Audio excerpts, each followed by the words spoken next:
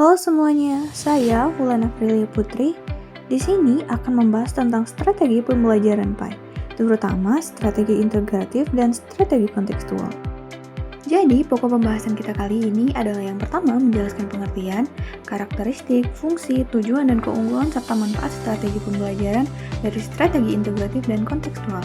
Yang kedua adalah video contoh penerapan strategi integratif dan kontekstual.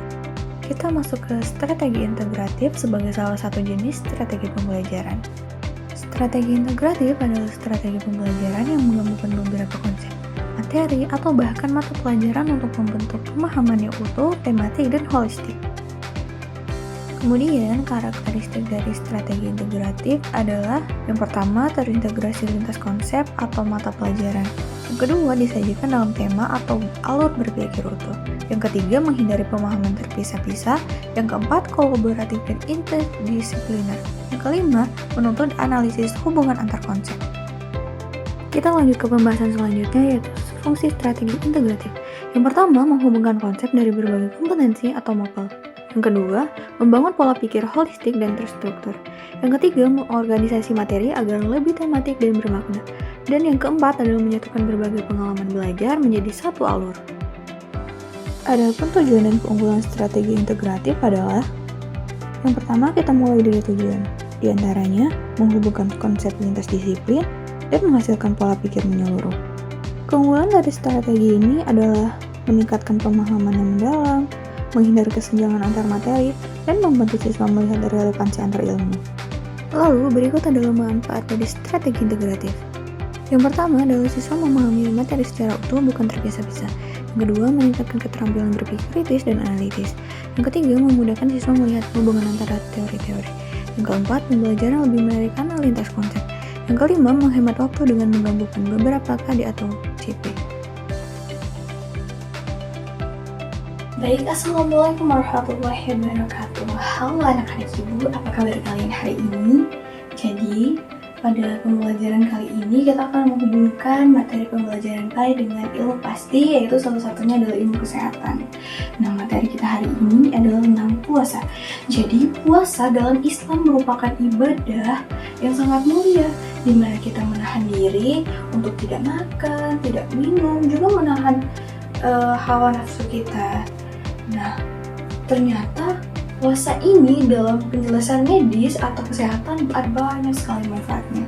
Salah satunya adalah ketika kita berpuasa, kita tidak makan dan tidak minum nih.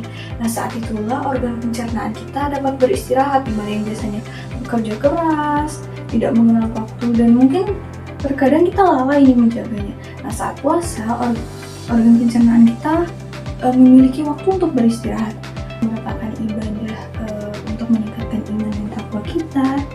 Ternyata ada banyak sekali manfaat dalam puasa ini dalam penjelasan medisnya atau ilmu pastinya, di mana perbaikan sel terjadi, pencernaan menjadi lebih sehat, juga kestabilan hormon kita lebih terjaga. Jadi dalam ibadah puasa bukan hanya meningkatkan iman dan takwa kita, juga jiwa kita, tetapi juga memperkuat tubuh kita atau menjaga kestabilan tubuh kita.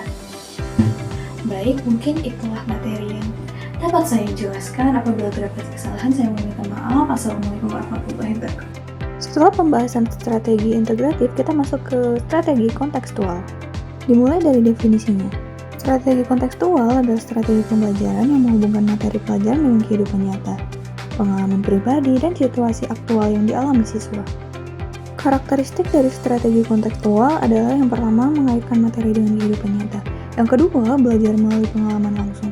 Yang ketiga, siswa aktif menemukan. Yang keempat, ada contoh atau model nyata. Yang kelima, refleksi dan penilaian otentik. Kita masuk ke pembahasan tentang fungsi strategi kontekstual. Yang pertama, menghubungkan materi pelajaran dengan realitas kehidupan. Yang kedua, menjadikan proses belajar lebih bermakna melalui pengalaman. Yang ketiga, mendorong pembelajaran aktif dan eksploratif. Yang keempat, membantu guru menilai kemampuan nyata siswa melalui tugas otentik. Kita lanjut ke tujuan dan keunggulan strategi kontekstual.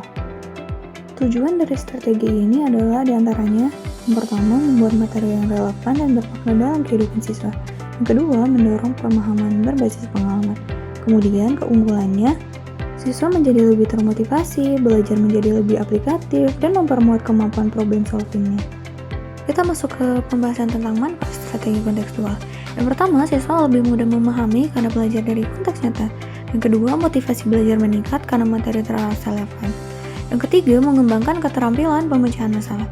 Yang keempat, siswa lebih mandiri dan terlibat aktif dalam proses pembelajaran. Yang kelima, membentuk keterampilan hidup atau life skill. Assalamualaikum warahmatullahi wabarakatuh. Halo semuanya, apa kabar anak-anak ibu hari ini? Jadi sebelum masuk ke materi, ibu mau bertanya dulu nih. Siapa di sini yang suka main ke rumah temannya? Atau suka main ke tempat tetangga, silaturahmi ke tempat sanak saudara? Jadi, ibu mau tanya nih, apa sih yang biasa kalian lakuin pertama kali ketika mau main ke rumah mereka? Apa? Langsung masuk? Nah, nggak boleh ya anak-anak. Jadi, kita dalam Islam itu ada adabnya ketika kita mau bertamu. Jadi, sebelum kita bertamu atau main ke rumah mereka, hendaknya kita menghubungi dulu. Apakah mereka ada di rumah atau mereka sedang ada keperluan. Jadi, kalau misalnya kita sudah menghubungi mereka, kita tahu apakah sudah tepat atau belum. Nah, ketika kita sudah berada di rumah yang kita tuju, nah kita sebaiknya mengetuk pintu rumah sebanyak 3 kali. Setelah misalnya sampai ketukan ketiga ternyata nggak ada yang jawab, maka sebaiknya pulanglah dan cari waktu yang lain. Nah, kita juga harus memperhatikan nih untuk waktu ketika kita bertamu. Pilihlah waktu yang senggang atau misalnya hari libur, dimana kan biasanya orang tuh suka di rumah. Jadi jangan pilih waktu yang sibuk. Nah, dalam bertamu juga ketika ternyata orangnya ada, kan biasanya. Nah, itu kalian tidak boleh langsung nyelonong masuk. Tunggu tuan rumah membukakan pintu dan mempersilahkan kalian masuk. Nah, setelah itu baru boleh kalian masuk ke rumah. Nah, setelah kalian masuk, kalian bersikap sopanlah dengan duduk ke tempat yang telah disediakan. Apabila pemilik rumah memberikan makanan, kalian juga biasanya ngambil yang mana nih? Ngambil yang paling jauh? Atau kalian sampai bergeser nih untuk ngambil makanannya? Nah, itu anak-anak adalah adabnya kita sebaiknya mengambil di tempat yang paling dekat, yang terjangkau oleh kita. Jangan terlalu karena ya saya suka yang sana jadi berusaha-berusaha buat ngambil. Nah, itu nggak boleh ya anak-anak. Nah, sebelum kalian pulang, kalian juga harus memperhatikan beberapa hal berikut. Jadi ketika kita ingin bertamu, kita juga harus memperhatikan pakaian kita. Gunakan pakaian yang bersih dan layak, dan itu tidak harus pakaian yang bagus ya anak-anak atau pakaian baru. Jadi gunakanlah pakaian yang sopan dan layak. Nah, juga kalian sebaiknya dianjurkan untuk membawa buah tangan untuk sang pemilik rumah sebagai bentuk rasa terima kasih sudah mengizinkan kalian untuk bermain atau bertamu ke rumah mereka. Nah, setelah urusan kalian selesai nih, kalian hendaknya berpamitan dan mengucapkan terima kasih kepada sang pemilik rumah sebelum kalian pulang. Nah, baru setelah kalian pamitan, kalian pulang dengan hati-hati. Jadi itulah penerapan strategi kontekstual di mana menggabungkan antara materi dan juga pengalaman nyata dari anak-anak. Nah, itulah strategi kontekstual dalam pembelajaran PAI dengan materi adab dalam bertamu dengan menghubungkan pengalaman sehari-hari atau kehidupan sehari-hari sang anak. Setelah berbagai pembahasan, dapat disimpulkan bahwa strategi pembelajaran adalah rencana sistematis untuk mencapai tujuan pembelajaran. Strategi integratif dan kontekstual termasuk strategi pengorganisasian pembelajaran. Kemudian, strategi integratif menghubungkan konsep ke konsep. Sedangkan strategi kontekstual menghubungkan konsep dengan pengalaman hidup.